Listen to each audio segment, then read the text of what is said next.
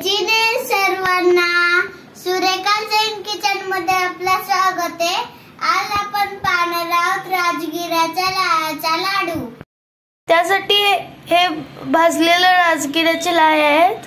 हे त्याच्यामधलं हे त्याला पाखडून चालून घेतलेलं बारीक राजगिरा आहे। हे फेकायचं नाही, ह्याची रेसिपी आपण नंतर पाहणार आहोत। या वाटीने 4 वाटी लाह्या घ्यायच्यात। 1 वाटी गुळ घालणार आहे म्हणून त्याच वाटीने 1.5 वाटी गुळ घ्यायचंय। आता त्याच्यामध्ये 3 छोटे चमचे तूप घालायचंय। हे विरघळलंय, आपल्याला पाक करायचं नाहीये, आता झालेलं आहे। हे थोडे शेंगा आहेत, हे राजगिऱ्यामध्ये घालून घेऊया। ते राजगिरा हे गुळाच्या पाक मध्ये घालून घेऊया।